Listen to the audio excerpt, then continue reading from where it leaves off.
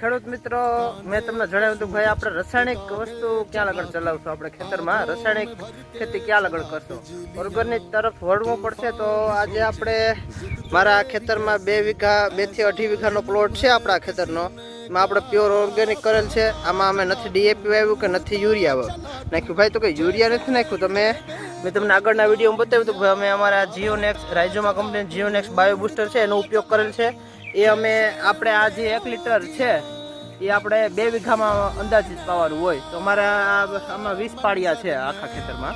તો અમે એક પાળિયા દીઠ અમે 50 ml છે એ આપીએ છીએ. તો જો આ 50 ml આ માપામાં આપણે માપ કરી ને આપણે આપીએ ને આ જો આવી રીતનું લિક્વિડ બને છે તે.